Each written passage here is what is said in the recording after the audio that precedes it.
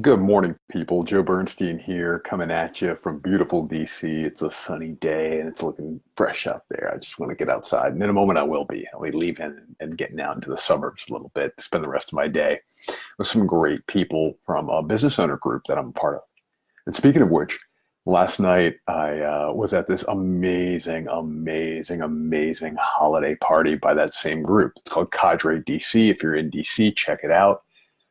But we had this really cool experience. We were at the Watergate Hotel and we were at the bar, and they had these igloos set up outside, which were these like clear domes, and they're heated, and there's couches. It was really kind of fancy and fun, and a really neat way to have a holiday party. So me and an amazing guy that I've been getting to know recently, who owns a wonderful business helping people with their actual support and help in the home. Another guy who's actually a doctor who recently wrote a book and is starting a podcast about healing on a deeper level than what most medicine practitioners will teach you.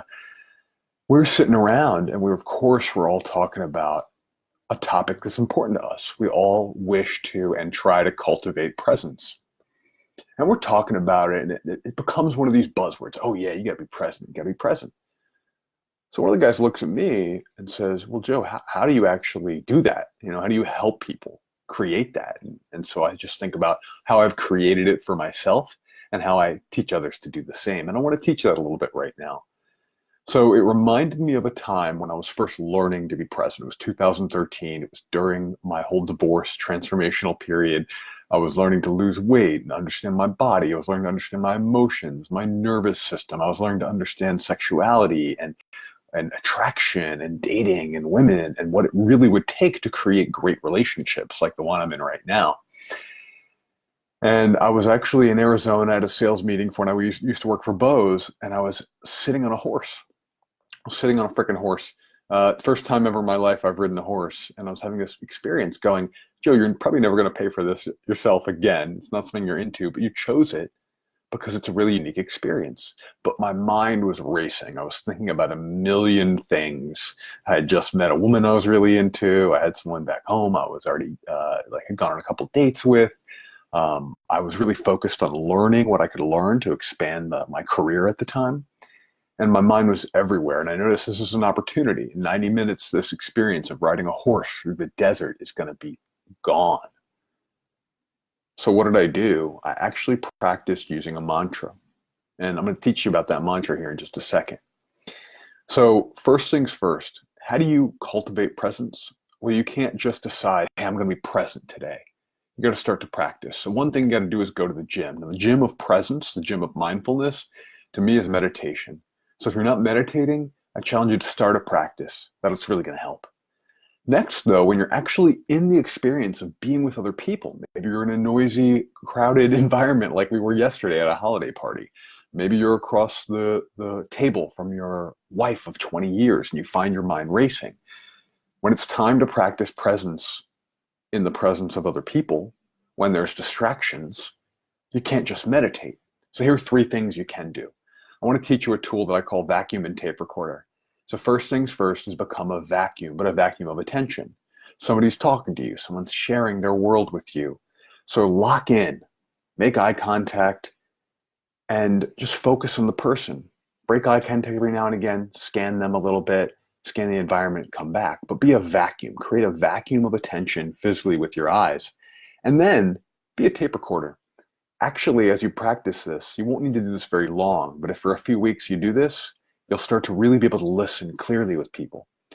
Repeat what they're saying silently in your head as they're saying it. When you do that, you cannot lose attention. You cannot lose presence. You cannot lose focus. If you're repeating their words in your head like a tape recorder, you can only hear what they're saying. Now, you won't necessarily be connected to your body or your own intuition in the moment, but you'll be locked in and focused and present with them. So vacuum and tape recorder. Number two, simply just breathe. If you actually focus on taking breaths while you're listening to someone, while you're with somebody, if when you find your mind wandering, just like in meditation, you go, okay, Joe, breathe. Take a deep breath and return to paying attention to them. You're doing a great job right there of staying present. And then third, you can come with a mantra. You could use something just like as simple as presence or focus. So if you find yourself not focusing, you find yourself drifting, your mind is wandering, your eyes are wandering, you can just say something simple. For me, when I notice myself wandering, I channel Ram Dass and I just say, be here now. And that's actually what I did on that horse in Arizona almost 7 years ago. I rode it for 90 minutes, and anytime my mind shifted, I say, be here now.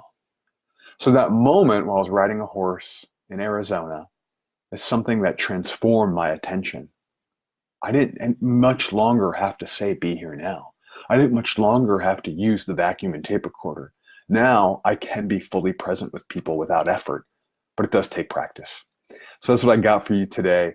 Will you choose presence over performance? Because when we're thinking about the future, we're thinking about the past, we're thinking about how we look, we're thinking about what we're going to say next, that's performance mindset. And I want you to choose presence. I want you to be here now. I want you to give the gift of your own attention and your presence, your intimacy with another person. You have plenty of opportunities to practice it this holiday season. That's what I'm asking you to do just for today, and then tomorrow, and then the next day. Choose presence over performance. So that's what I have to share for you today. I hope it's helpful. I got to run. Peace.